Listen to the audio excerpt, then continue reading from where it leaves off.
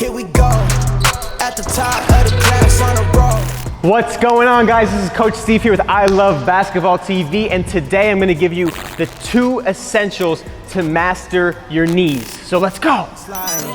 Never see me coming, I'm a landmine. Yeah, I ain't taking no. What's good, guys? If you're new here, hit that subscribe button. We have new videos every single week here at ILoveBasketballTV, and today we're going to be helping you with your vertical jump. We're going to be talking about knee pain because they're essential in getting you jumping higher, and if you can make them pain-free, you could train harder, you can jump harder, and you could keep increasing that vertical to the moon. So knee pain is one of the most common things I see amongst jumpers. I dealt with it really severely, and this is something I wish I knew before I started my training, so that way I could end up pain-free like I am now. So there's only 2 things you need to know, and that is speed and range of motion. So we're gonna start with speed. So when you jump and you're moving your body, you're moving very quickly. You're bending your knee with a small range of motion, but very quick. So the way I want you to think of speed is adding weight. Because when you add weight to a bench press, to a squat, we all know that that's gonna put more load on your body. But with tendons and jumping and athletic movement, that's what speed is equivalent to. So when you're adding speed, whether it's running, that's more and more load. If you're doing a body weight squat like this, that's bending your knee, right? But if you do it really slow, it's not nearly the same as if you do it extremely fast. So you have to understand speed, that way you can start training your tendon correctly, and also as you progress your training, you could slowly add speed to start adding more load. By the way, stick around to the end of this video. I'll give you a couple exercises you can start working on and how to progress them so you can get stronger and better and pain-free, and you can keep jumping more. So we went over speed, that is your tension, that is your load, and now there's range of motion, which also adds to your tension and your load. But this is the other side of the toolkit when you're fixing your knees or getting them strong. So range of motion, right? Right now, I'm not really utilizing my knee. Right now is a little bit more, and all the way here, knees all the way forwards like that, completely legs bent, is gonna be the most load. And leaning like that, if I just go like this, I can use my muscles and my glutes and my hamstrings, and bending, it's not as much load on my knees, but this one, knees forward, it's putting all that tension, jamming it up right on your knees, right? So we want you to work up to be able to do a full sissy squat, pain-free, and then you could even add weight. Okay, so what does that mean? That range of motion, like I did it, was super slow, right? But that range of motion is also a ton of load on your tendons. So when you combine speed and range of motion, that will equal pain-free, super strong knees. So that is the key to understanding how to strengthen your knees. So what do you do with the range of motion?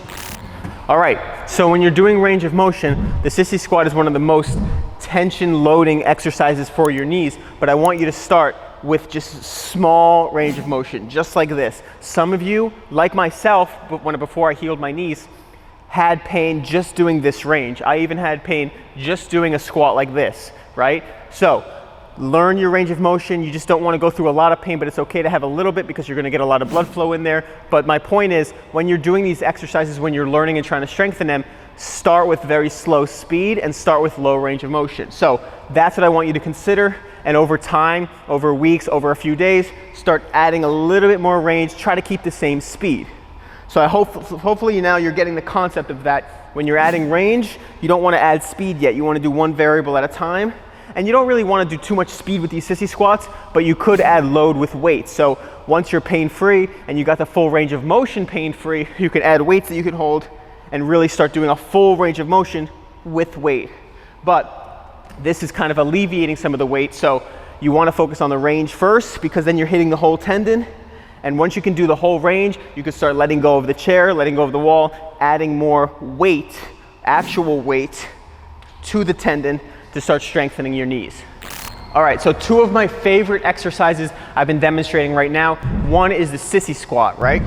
So what you want to do is just bend your knees forward, keep your butt tucked, and just try to go as slow as you can. And like I was holding on before, hold on to something and try to touch the ground very lightly. And the important thing is when you come up, try to not come up like this and then up, right?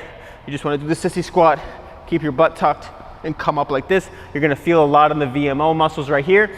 And like I said, it's a lot of load on your knees. So even if it doesn't hurt when you do it, start super gradual. Just do 1 rep, and if it's pain-free, that's fantastic. Wait a couple days and try it again. But again, you could gradually build up to that, and that should be your main goal, is getting to do that full range, body weight free, with no pain. If you can work up to that and understand your body, you're well on your way to pain-free, strong knees.